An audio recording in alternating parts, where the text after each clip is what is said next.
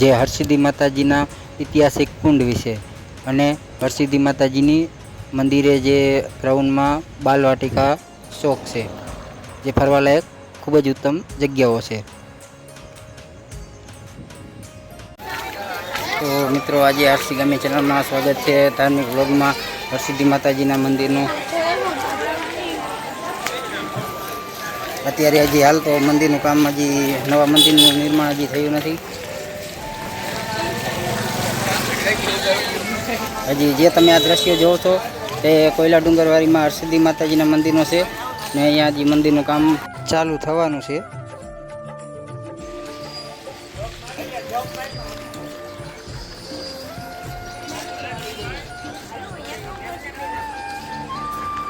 અહીંયા જે હરસિદ્ધિ માતાજીના મંદિરનો ગેટ હજી બંધ છે.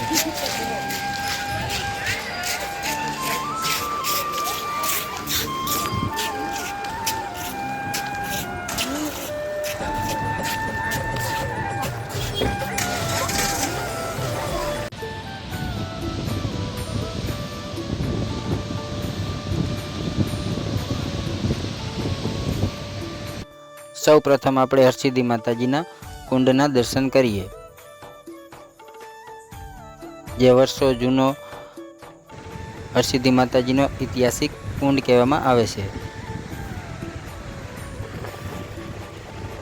અને અમારા ઘણા બધા મિત્રો હતા કે તે હરસિદ્ધિ માતાજીનો જે કુંડનો વ્લોગ અમને બનાવીને શેર કરો, અને સ્ટોરીઓમાં તો એ કે ઘણું બધું અમે સાંભળ્યું હતું અને સ્ટોરીમાં જોવાની પણ ઘણી બધી મજા આવે, પણ તમે વ્લોગ અમને એક શેર કરી આપો. જે બધા મિત્રોની ફરમાઈશ માટે અમે આ વિડીયો અપલોડ કરી રહ્યા છીએ. તો ચાલો હવે આ કુંડના દર્શન કરવા જઈએ. આ કુંડની ચારે ફરતી બાજુ દિવાલો છે અને તે દિવાલોની ઉપર આપણે જે દરિયા કિનારેથી શંખલા મળી આવે છે તે શંખલાઓની પેશન લગાડેલી છે. આમ દિવાલોમાં ચારે બાજુ શંખલા ઊભા રાખી અને શંખલાઓની પેશન રાખેલી છે. અને તે કુંડમાં અંદર જ પ્રવેશ કરતાની તરત જ સામેની તરફ શ્રી ગણેશની લાદીઓ દ્વારા રાખેલા છે. ત્યાં હનુમાન દાદા છે અને હરસિદ્ધિ માતાજીના મંદિર જેવા અન્ય દર્શનો પણ આમાં આપેલા છે. અને હા, જો આપણે આ કુંડની વાત કરીએ લંબાઈ પહોળાઈની, તો આ કુંડની લંબાઈ લગભગ છે 20 થી 25 ફૂટ જેવી. ઊભી ગણતરીમાં 20 થી 25 ફૂટ જેવી ગણતરીમાં લંબાઈમાં કુંડ છે. અને પહોળાઈની જો વાત કરીએ તો પહોળાઈમાં 8 થી 10 ફૂટ જેવી 10 ફૂટની આજુબાજુ પહોળાઈ જોવા મળે છે. અને તો આપણે પણ ખાસ ઓડિયન્સ તમારી હાજરીમાં આપણે આ રૂપિયાનો સિક્કો નાખી અને માતાજી પાસે અને તમારી પાસે અરજ માગીએ છીએ કે વિડીયોમાં એક લાઈક આપી અને માં હરસિદ્ધિ માતાજીનો વિડીયો વાયરલ કરવા અપીલ. અને જો વધારે પડતા મારા ઓડિયન્સમાં મિત્રોમાં બધા છે તે તેમને કોમેન્ટ લખતા પણ નથી આવડતું, પણ કાંઈ વાંધો નહીં મિત્રો. જે મિત્રોને કોમેન્ટ લખતા જે હરસિદ્ધિ માતાજીનું નામ કોમેન્ટ કરતા ના આવડે તેના માટે ખાલી વિડીયાને લાઈક જરૂરથી આપજો, અને શેર કરતાં આવડતું હોય તો વાંધો નહીં, શેર કરી આપજો. અને હવે આપણે જે વિડીયામાં અનુસાર જણાવ્યું હતું તે આપણે માતાજીના મંદિરની નજીક જ જે અહીંયા ફરવાલાયક જગ્યાઓ છે ત્યાં પણ તમને લઈ જઈએ. તો આ હતો આપણે જે વર્ષો જૂનો હરસિદ્ધિ માતાજીનો મંદિરનો કુંડ. અને બીજું હવે આવે છે જે ફરવાલાયક જગ્યાઓ છે તે પણ અમે વિડીયોમાં તમને આગળ દર્શાવીશું.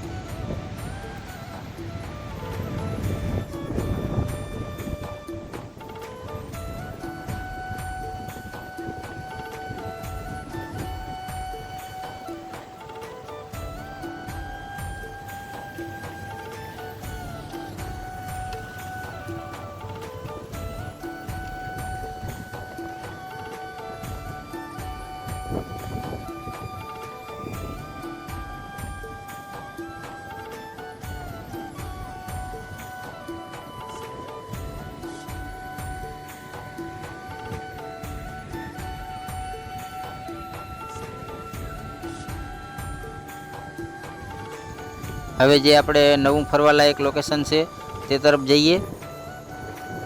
જે અહીંયાથી પ્રથમ ગેટેથી જ શરૂઆત કરી દઈએ. હરસિદ્ધિ 1.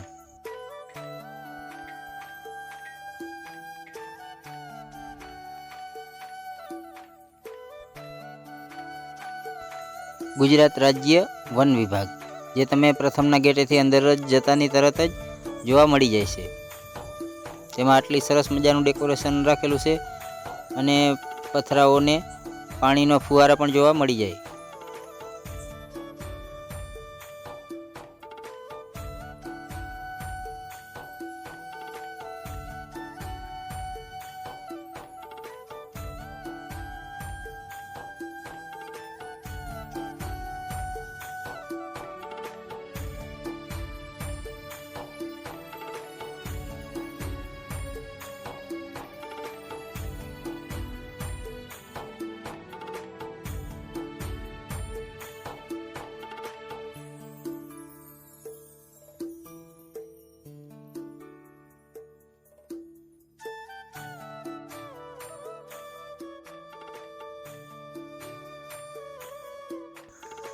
પછી તરત જ એની સામેની બાજુ જુઓ, આ બધા દ્રશ્યો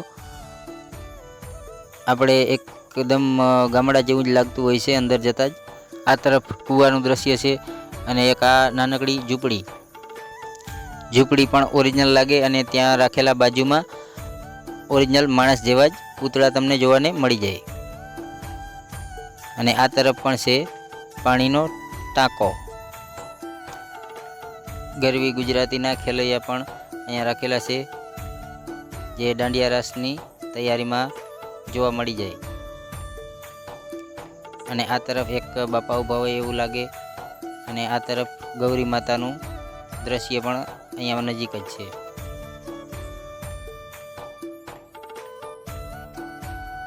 અને આ તરફ ખેતીવાડી જેવું બધી વસ્તુ બનાવેલી છે, જેની આ તરફ આપણે જોઈએ તો આપણે ખેતરોમાં બળદો ચાલતા હોય એ રીતના દ્રશ્ય પણ છે. અને આ તરફ ગામડિયામાં જે આપણે સવાર થતી હોય તે રીતના દ્રશ્ય સામે છે. હજી અહીંયા થોડું ઘણું કામ થઈ ગયું છે અને થોડું ઘણું કામ બાકી પણ છે. તો હવે ટૂંક સમયમાં કામગીરી અહીંયા તમામ પૂરી કરવામાં આવી જશે અને તમામ યાત્રીઓ અને પ્રવાસીઓ અહીંયા આવી શકે છે અને દર્શન કરી શકે છે અને અહીંયા વાટિકામાં ફરવાનો આનંદ પણ માણી શકે છે. તો ખૂબ જ જલ્દી અને જલ્દીમાં અહીંયાનું કામગીરી પૂરી કરવામાં આવશે.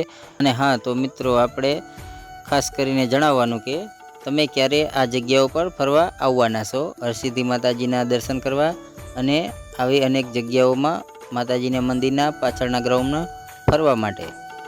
હવે કેટલું બધું ડેકોરેશન જોવો, આમ ફર્સ્ટ ક્લાસ તૈયાર થઈ ગયું છે. દેશી બાપા છે, દેશી.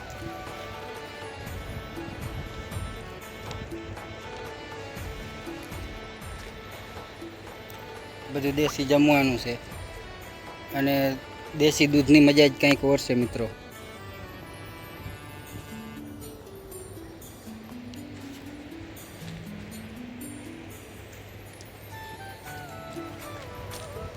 અને આ તરફ હજી ગૌરી માતા છે.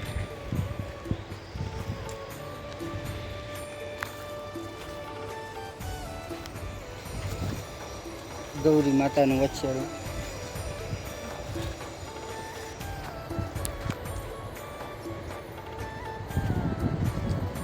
ગાય માતાના દર્શન કરી લેજો બધા મિત્રો. જય શ્રી રામ.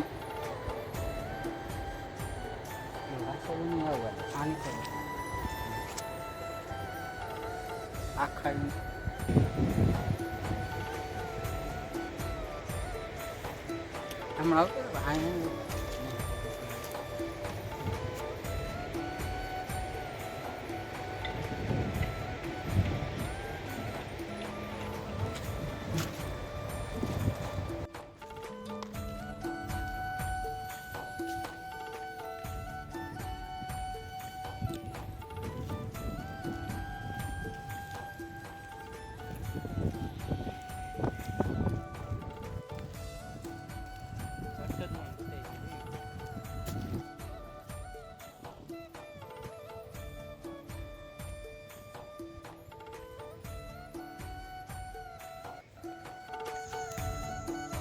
જગડુસાને દર્શન આપ્યા હતા, જેમાં હરસિદ્ધિ માતાજીએ તેનો સ્વયં આલ્બમ પણ અહીંયા રાખેલો છે મોટો બધો. અને આ તરફ અન્ય દેવી દેવતાઓના દ્રશ્યો પણ લગાડેલા છે, જે મોટી ફોટો ફ્રેમમાં જોવા મળે છે.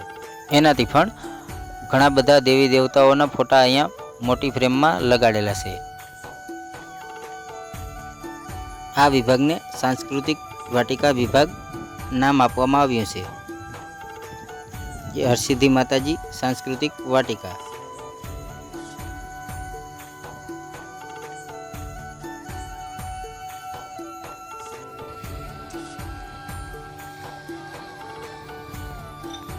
હવે આપણે જઈશું શ્રી કૃષ્ણ ઉપવન, જેમાં પણ કૃષ્ણ ભગવાનના સુદામાના આલ્બમો મોટા મોટા અહીંયા લગાડેલા છે.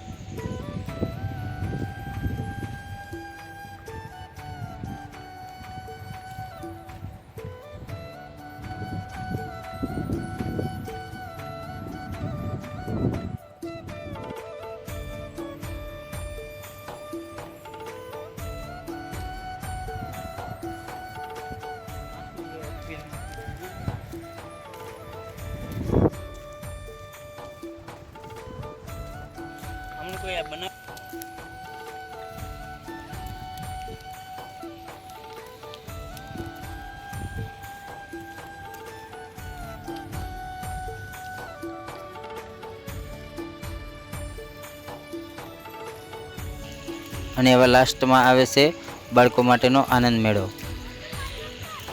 જે આ તરફ બધા ગ્રાઉન્ડમાં બાળકો હસી મજાક કરી શકે છે, રમી શકે છે. હિંચકાઓને આ બાજુ બધું લાગેલું છે. આ બાજુ એક માછલીઓની ફ્રેમ લગાડવામાં આવી છે મોટી બધી.